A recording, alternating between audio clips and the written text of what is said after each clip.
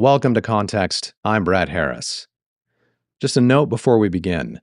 Those of you who don't support the show through Patreon or Apple Podcasts or Spotify have probably noticed that I've experimented with running ads in the last several episodes. As of this episode, that experiment is over. Here's why. I tried running ads in the hope that it would generate some additional revenue and maybe encourage more of you to sign up to support the show, which would enable you to listen totally ad-free and access a bunch of bonus episodes. As it turns out, the ads didn't accomplish much besides making the listening experience worse, so the ads are gone. But I want to be straightforward. This show takes a tremendous amount of time and effort to produce, and I need your help to keep it going. If context gives you something valuable, if it sharpens how you think or introduces you to ideas you wouldn't have encountered otherwise, then supporting the show through Patreon or by subscribing through Apple Podcasts or Spotify is the most important thing you can do to help me keep going. In return, roughly 1 out of every 3 episodes I publish will be a bonus episode exclusively for supporters as the most meaningful kind of thank you I can offer. So if you'd like to help, please head to patreon.com/Brad Cole Harris or subscribe through Apple Podcasts or Spotify. And again, thank you for hanging with me through the ups and downs of my podcasting career. I've been at this almost 10 years now, which is hard to believe, and I know that some of you have been here since the very beginning. I am incredibly grateful. Thank you again. Now let's get to it. Here is something worth sitting with for a moment. Right now, as you listen to this, your life is being quietly governed by a way of thinking that did not exist 400 years ago. The insurance that covers your home, the clinical trial that approved the medication you take, the algorithm that routes your morning commute, the credit score that determines whether you can buy a car, the weather forecast that told you to bring an umbrella. Every one of these things depends on a single intellectual technology, the ability to quantify uncertainty. To take the fog of the future and impose a kind of structure on it. To ask not what will happen, but what is likely to happen and how likely, and what we should do about it. We call this probability, and we take it so completely for granted that most of us have never paused to consider that it was invented, that there was a before and an after, and that the before lasted for the entirety of human civilization up until the middle of the 17th century. For thousands of years prior to that, the future was not a field of calculable risk. It was simply a mystery, opaque, sovereign, fundamentally closed to human analysis. The people who lived inside that world were not cognitively primitive. They were us, minus one critical idea. But that one idea changed everything. This episode is about the invention of that idea, about how humanity learned to think about probability and risk, what it felt like to live without it, and about where that idea has ultimately led us, all the way to artificial intelligence, which is now reshaping our world. Because it turns out that the strange black box everybody's talking about these days, the large language models, the AI chatbots, the machines that seem to think, are not as alien or as magical as they may first seem. Artificial intelligence is the direct descendant of a conversation between 2 17th century Frenchmen about how to set the stakes of a gambling game. To appreciate just how revolutionary the invention of probability was, we have to do something that is genuinely difficult. We have to try to inhabit the world that existed before it. Consider the ancient Greeks. These were people who developed geometry, formal logic, astronomy sophisticated enough to predict eclipses, and philosophical traditions that still undergird Western thought. They had dice. They gambled constantly. Some ancient commentators even complained about the excessive gambling they witnessed. The Greeks certainly observed that certain outcomes seemed to occur more often than others, and yet, in over 2,000 years of extraordinary intellectual achievement, not one Greek thinker sat down and asked, what are the actual odds? To us, this seems baffling. The math was right there. The data was right there. A few hours with a set of dice and a stylus, and any competent Greek mathematician could have worked out the basic laws of probability. So why didn't they? The answer is not mathematical. It is psychological, even spiritual. And grasping it requires more than the casual observation that they were religious and we're not. It requires understanding that the ancient world did not merely believe in divine order, it was built on it. Institutionally, psychologically, civilizationally. The idea that outcomes in the world were governed by the will of the gods was not a quaint superstition layered on top of an otherwise rational culture. It was the foundation of ancient thought. It was the operating system of their society. To suggest that you could calculate the likelihood of future events would not have struck an ancient Greek as an interesting intellectual exercise. It would have struck him as an act of impiety, an attempt to peek behind the curtain that the gods had drawn across the future for reasons of their own. This is what I mean when I say we need to inhabit that world, not just read about it. Imagine a civilization, a sophisticated, literate, architecturally stunning civilization in which no one insures anything because the concept of quantified risk does not exist, in which no one runs a clinical trial because the idea that you could test a treatment against a control group and measure outcomes statistically has never occurred to anyone, in which no merchant calculates the probability of a shipwreck before sending cargo across the Mediterranean. He simply prays, or consults an oracle, or accepts whatever happens as the will of the gods. Imagine a world in which every misfortune, every plague, every famine, every death in childbirth is interpreted not as a calculable risk that might have been mitigated, but as a divine verdict. You don't manage risk in such a world. You endure fate. You don't plan for contingencies. You submit to providence. And here is what makes this so striking. There are billions of people alive today who still sincerely believe that God has a plan, that everything happens for a reason, that divine will governs the trajectory of their lives, and yet every single one of them, whether they realize it or not, also inhabits a world saturated with probabilistic thinking. A devout Christian today buys car insurance. A faithful Muslim checks the weather forecast. An Orthodox Jew takes a medication that was approved through a randomized controlled trial. These are not contradictions in the minds of the people who hold both beliefs simultaneously. And that's precisely the point. Probabilistic thinking has become so thoroughly embedded in the infrastructure of modern life that even people whose theology formally rejects the concept of manageable randomness cannot escape it.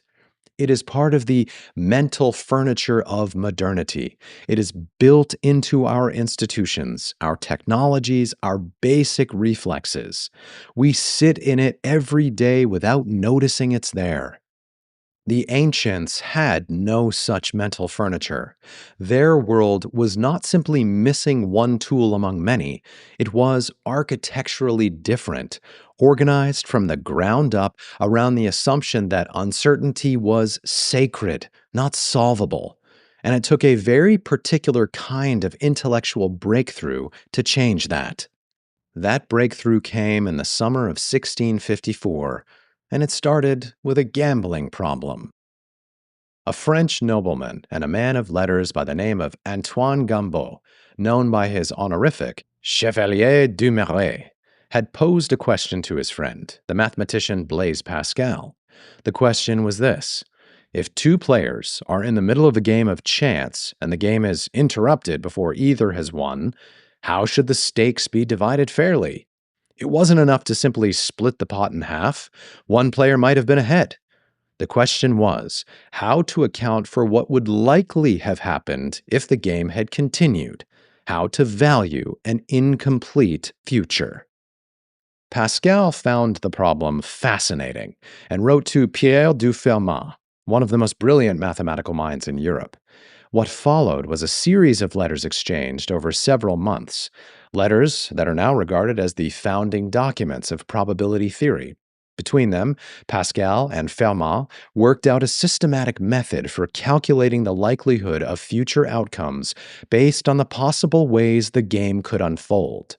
They showed that uncertainty, far from being an impenetrable wall, had a hidden structure, that the future, while unknowable in any specific instance, was lawful in the aggregate, that you could not predict which side a single die would land on, but you could predict with extraordinary precision how 1,000 dice would behave. It's difficult to overstate what this meant. As Peter Bernstein argues in his essential book, Against the Gods, The Remarkable Story of Risk, published in 1996, the Pascal-Fermat correspondence was, quote, a turning point in history. For the first time in all the millennia that human beings have been around, a new way of looking at the future was born. End quote. Before that summer in 1654, the future had always been the domain of oracles and theologians. After it, the future became, at least in principle, the domain of mathematics. The veil had been lifted. Uncertainty itself could now be reasoned with. To understand what Pascal and Fermat actually unlocked, consider something as simple as a coin toss. If you flip a coin once, you cannot know whether it will land heads or tails. That single outcome is genuinely uncertain. But if you flip it 1,000 times, you can predict with near perfect accuracy that roughly 500 of those flips will be heads. The individual event is random, the aggregate is not. That is the core insight of probability, that randomness, observed in sufficient quantity, reveals a hidden order. And once you see that order, you can do extraordinary things with it. What happened next was a cascade of consequences that reshaped Western civilization within a few generations, and which most people alive today have never heard of. Once the basic mathematics of probability existed, brilliant minds across Europe began applying it far beyond gambling. Jacob Bernoulli, a Swiss mathematician from one of the most prolific intellectual families in history, spent 2 decades extending Pascal and Fermat's insight into a comprehensive framework. His masterwork, titled The Art of Conjecturing, which was published posthumously in 1713, demonstrated that probabilistic reasoning could be applied to legal disputes, civic decision-making, commercial ventures, and virtually any domain involving uncertainty. He showed that as you gathered more and more data, your estimates of probability converged on reality, a principle now known as the law of large numbers, and one that undergirds everything today from polling to quality control and manufacturing. Around the same time, the English astronomer Edmund Halley, the man who predicted the return of his famous comet, produced the first rigorous actuarial life table in the 1690s, using mortality records from the city of Breslau. For the first time, someone had systematically calculated the probability of death at every age. This single innovation made modern insurance possible. Within decades, life insurance markets were emerging across Europe. Maritime insurers were pricing risk with new precision, and governments were beginning to think about public policy in terms of statistical populations rather than individual fates. As Bernstein writes, quote, "The transformation in attitudes toward risk management from the 17th century on is one of the most remarkable stories in the history of human thought." End quote. And the transformation did not stop at commerce. By the 18th and 19th centuries, probabilistic thinking had seeped into medicine, law, governance, engineering, and military strategy. Florence Nightingale used statistical analysis to demonstrate that more British soldiers were dying from poor sanitation than from enemy fire, and her data changed hospital practices across Europe. Governments began conducting censuses and tabulating social statistics, giving rise to the modern concept of demography. Engineers began calculating failure rates and safety margins, making bridges and buildings not just stronger, but predictably so. All of this emerged from an idea that did not exist before 1654. A single intellectual technology, the ability to reason about the likelihood of uncertain events, propagated through civilization like a chain reaction, restructuring institutions, transforming commerce, and giving human beings a fundamentally new relationship with the future. Just as the Haber-Bosch process feeds roughly half the people on Earth and almost no one knows its name, probabilistic thinking enables virtually every modern institution to exist, and almost no one notices it's there. But probability did not merely give us tools, it changed what it felt like to be human. For thousands of years, a bad harvest was an act of God. A ship lost at sea was fate. A child dead of fever was providence expressing its inscrutable will. These were tragedies, certainly, but they were tragedies that people understood as woven into the fabric of a universe governed by forces beyond human control. There was grief, but there was also a kind of terrible peace in the knowledge that nothing could have been done differently. The universe had spoken. Probability shattered that peace. Once you could calculate that a ship had a 15% chance of sinking on a particular route, the sinking was no longer simply fate. It was a risk that someone had chosen to take or failed to mitigate. Once you could demonstrate statistically that a particular sanitation practice reduced mortality by 40%, every hospital that failed to adopt it was not unlucky, but negligent. Probability introduced a new kind of responsibility into human affairs, and with it, a new kind of anxiety. The future was no longer God's problem, it was yours. This is one of the great unspoken psychological bargains of modernity. We gained the power to manage uncertainty, but in exchange, we lost the comfort of believing that uncertainty was the supernatural's jurisdiction. In some ways, you could say that we traded the fatalism of the ancient world for the insomnia of the modern one. Every actuary, every risk analyst, every public health official, every investor lives inside this bargain every single day, calculating, hedging, planning, worrying, and most of them have never considered that the cognitive burden they carry was simply non-existent for most of human history. Which brings us to the present, and what is undoubtedly the most powerful application of probability yet. Artificial intelligence is the most consequential technology in history, and most people have no idea what it actually is. The way AI has been presented to the public, in science fiction, in marketing, in breathless media coverage, has obscured something fundamental about how it works. Here is the simplest explanation I can offer. A large language model, the technology behind systems like ChatGPT, Claude, Grok, Gemini, is a prediction engine. That is what it is. It is not a mind, not a consciousness, not a sentient being trapped in a server. It is a system that has been trained on vast quantities of human language and has learned through exposure to billions of examples to predict what comes next.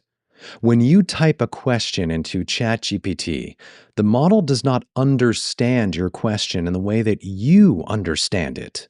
It calculates, with extraordinary speed and sophistication, what sequence of words is most likely to follow the sequence of words you provided. It is fundamentally doing what Pascal and Fermat did in 1654, assessing the probability of outcomes given a set of conditions. It is just doing it billions of times per second across billions of parameters with a data set that encompasses a significant fraction of everything human beings have ever written. But this raises a question that is far more unsettling than any debate about automation. What if the architecture of artificial intelligence is not so different from our intelligence? What if the human brain, the organ that generates your conscious experience of this very moment, operates on fundamentally similar principles? The neuroscientist Anil Seth, in his acclaimed 2021 book, Being You, A New Science of Consciousness, argues that this is closer to the truth than most people are comfortable with. The brain, Seth contends, is itself a prediction engine. What you experience as reality, the color of the sky, the solidity of the chair beneath you, even your sense of being a self, is not a direct readout of the world. It's the brain's best guess, a probabilistic model continuously generated and refined by incoming sensory data. Seth calls this a controlled hallucination, and the phrase is deliberately provocative. Your experience of reality, he argues, is something your brain constructs through prediction, not something it passively receives. In his words, quote, "It's not that the brain is like a computer. It's that brains and computers are both, in their different ways, prediction machines." End quote. If Seth is even partially right, then artificial intelligence is not merely a tool we have built. It is a crude mirror of something we have always been. And the history we have traced in this episode, from Pascal's letters to the large language model, is not just the story of a technology becoming more powerful. It is the story of humanity slowly discovering the hidden logic of its own mind. Now, if both brains and AI systems are prediction machines, the obvious question follows: what makes us different? Why should we believe that the large language model producing breakthrough insights is not, in some meaningful sense, doing what we do? As AI grows more sophisticated, and as the industry begins to speak seriously of artificial general intelligence and even superintelligence within a matter of years, this question stops being philosophical and becomes urgent. The philosopher David Chalmers gave it its sharpest formulation all the way back in 1995 when he distinguished between what he called the easy problem and the hard problem of consciousness. The easy problem, and it's not remotely easy, but at least it's scientifically tractable, is explaining how the brain processes information, how it takes in sensory data, integrates it, produces outputs, and drives behavior. That is the domain of neuroscience, and it is the domain in which AI and brains do genuinely resemble each other. Both process information, both generate predictions, both make adjustments in real time accordingly. But the hard problem is something else entirely. The hard problem is explaining why any of that processing is accompanied by a subjective experience. Why there is, as the philosopher Thomas Nagel put it, something it is like to be you. You do not merely process the color red, you experience redness. You do not merely compute that a piece of music is structured in a particular way, you are moved by it. There is an interior to your existence, a felt quality to your conscious life that no amount of information processing, however sophisticated, seems to account for. A large language model can produce a paragraph about grief that makes you weep, but there is nothing it is like to be that model. It is not grieving. It is not feeling the weight of loss. It is merely generating the most probable sequence of words associated with the concept of grief, based on its analysis of everything humanity has ever written about the subject. The output may be indistinguishable from what a grieving human would write, but the interior is absent. Or if it is somehow present, we have no evidence of it and no framework for even detecting it. And this is precisely what makes the coming era of superintelligent AI so philosophically baffling. We may soon build systems that exceed human intelligence on every measurable axis: speed, accuracy, breadth of knowledge, predictive power, and still have no way of knowing whether those systems experience anything at all. The firewall between unconscious intelligence and conscious experience may prove to be the most important boundary in the history of our species. And at this moment, we do not understand that boundary. We cannot even be certain it exists. All we have is the brute, undeniable fact of our own experience, the fact that it's like something to be you hearing these words right now, and the suspicion that no machine, however brilliant, could ever truly share that with us. The sophistication of modern AI is genuinely staggering, but understanding what it actually is, a probabilistic prediction engine, is essential for understanding both its power and its limitations. When an AI system produces a brilliant medical diagnosis, it's not because the machine understands medicine. It's because the patterns in its training data made that diagnosis the most statistically likely output given the input. When an AI system confidently produces a falsehood, what the industry euphemistically calls a hallucination, it's not because the machine is confused. It's because, given the input, the false output was probabilistically favored. The machine doesn't know the difference between true and false. It knows the difference between likely and unlikely, and those are not the same thing.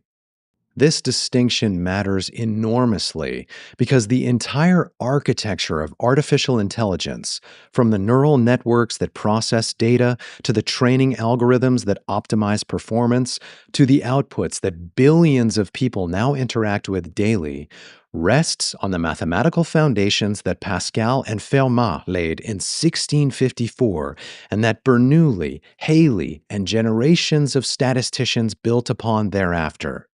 AI is not a break from the history we have been tracing in this episode. It is its culmination. It is probability at superhuman scale. And that means the same questions that have attended probabilistic thinking since its invention attend AI now, only with far higher stakes. Who controls the predictions? Whose data trains the models? What happens when we outsource not just calculation, but judgment to systems that operate on likelihood rather than truth? What happens when the prediction engines become so fast and fluent that we mistake their outputs for genuine understanding? When we begin to treat probability as wisdom? These are the central questions of our time. 4 centuries ago, Pascal and Fermat gave humanity a gift of extraordinary power: the ability to see the structure hidden inside uncertainty. That gift helped build the modern world. It insured our ships, it tested our medicines, engineered our bridges, and forecasted our weather. And now it speaks to us with any tone we want, writes our code, and begins to make decisions on our behalf. The question is no longer whether we can quantify the future. We can. The question is whether we are wise enough to remember where that power came from, how it works, and what it cannot do, so that we remain its authors and not merely its additional outputs. I'm Brad Harris. So long.